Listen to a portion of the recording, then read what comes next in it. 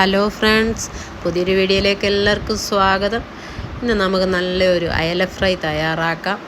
അതിനുവേണ്ടി ഒരു മസാല തയ്യാറാക്കുന്നതിന് ഒരു 5-8 ചുമന്നുള്ളി, 2 പച്ചമുളക്, 1 ടീസ്പൂൺ കുരുമുളക്, ചെറിയ കഷ്ണം ഇഞ്ചി, 2 വറ്റൽമുളക്, 1 ടേബിൾ സ്പൂൺ കാശ്മീരി മുളക് പൊടി, 1/2 ടീസ്പൂൺ മഞ്ഞൾപ്പൊടി, ആവശ്യത്തിന് ഉപ്പ്.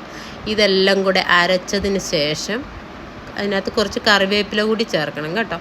ഇനി ആ കറിവേപ്പിലയും ചേർത്ത് അരച്ചെടുത്തതിലേക്ക് നമുക്ക് ഈ ഫിഷ് ഫ്രൈയുടെ ഹൈലൈറ്റായ തേങ്ങാപ്പാൽ ചേർത്ത് കൊടുക്കാം. ഒരു 3 സ്പൂണ് കട്ടി തേങ്ങാപ്പാൽ ഈ മസാലയിലേക്ക് ചേർത്ത് മിക്സ് ചെയ്തതിന് ശേഷം നമുക്ക് വരഞ്ഞു വെച്ചിരിക്കുന്ന അയലയിലേക്ക് നമുക്ക് ഈ മസാല നന്നായിട്ട് തേച്ച് കൊടുക്കാം.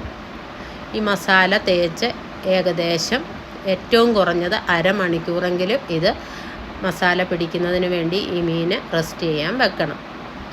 അങ്ങനെ മസാലയെല്ലാം തേച്ച് പിടിപ്പിച്ച് നമ്മൾ അരമണിക്കൂർ ഇത് വെച്ചതിന് ശേഷം നമുക്കിതെടുത്ത് ഫ്രൈ ചെയ്യാം. ഇങ്ങനെ അയല കിട്ടുമ്പോൾ നിങ്ങളൊന്ന് ഫ്രൈ ചെയ്ത് നോക്കണം. നല്ല ടേസ്റ്റിയായ ഒരു ഫിഷ് ഫ്രൈ ആണ്. എണ്ണ ചൂടാക്കി പാനിലേക്ക് നമുക്ക് ഇനിയും ഫിഷ് ഓരോന്നായിട്ട് കറക്കിയിട്ട് നമുക്ക് ലോ ഫ്ലെയിമിൽ ഇതൊന്ന് ഫ്രൈ ചെയ്തെടുക്കണം. നമ്മുടെ തേങ്ങാപ്പാലിൻ്റെ ആവശ്യം കഴിഞ്ഞിട്ടില്ല. ഈ ഒരു ഭാഗം മൂത്ത് വന്നതിന് ശേഷം നമ്മൾ കുറച്ചുകൂടി തേങ്ങാപ്പാൽ ഒഴിച്ചു കൊടുക്കും. ഈ തേങ്ങാപ്പാലാണ് ഈ ഫിഷ് ഫ്രൈയുടെ ഏറ്റവും രുചി നൽകുന്നത്. അത്രയ്ക്ക് നല്ല ടേസ്റ്റാണ്. നിങ്ങളിത് ഉണ്ടാക്കി നോക്കണം. ആദ്യമായിട്ടാണ് എൻ്റെ ചാനൽ കാണുന്നതെങ്കിൽ ഒന്ന് ലൈക്ക് ചെയ്യാനും ഷെയർ ചെയ്യാനും സബ്സ്ക്രൈബ് ചെയ്യാനും മറക്കരുത്. ഞാൻ 3 മീനാണ് വറക്കാനെടുത്തിരുന്നത്. അത് ഓരോന്നും പറക്കിയിട്ട് ലോ ഫ്ലെയിമിൽ കുക്ക് ചെയ്തെടുക്കുകയാണ്. ഇനി കുറച്ച് കറിവേപ്പില കൂടി ഇതിലേക്ക് ചേർത്ത് കൊടുക്കാം. ഇനി ഈ മീൻ ഒരു സൈഡ് മൂത്തതിന് ശേഷം നമുക്കിത് തിരിച്ചിട്ട് അതിലേക്ക് നമ്മൾ ബാക്കി വെച്ചിരിക്കുന്ന തേങ്ങാപ്പാൽ ചേർത്ത് കൊടുക്കണം. മീനൊക്കെ ഒരു സൈഡ് മൂത്ത് വരുന്നുണ്ട്.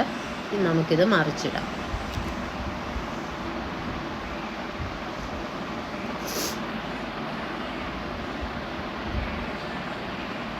ഇത് മറിച്ചിട്ടതിന് ശേഷം നമുക്ക് ഇതിലേക്ക് ബാക്കി വെച്ചിരിക്കുന്ന തേങ്ങാപ്പാൽ കൂടി ചേർത്ത് കൊടുത്ത് ഇനി അത് നന്നായിട്ടൊന്ന് പറ്റിച്ചെടുത്ത് കഴിയുമ്പോൾ നമ്മുടെ തേങ്ങാപ്പാൽ ഫിഷ് ഫ്രൈ തയ്യാറായി കഴിഞ്ഞു. നല്ല ടേസ്റ്റിയാണ്.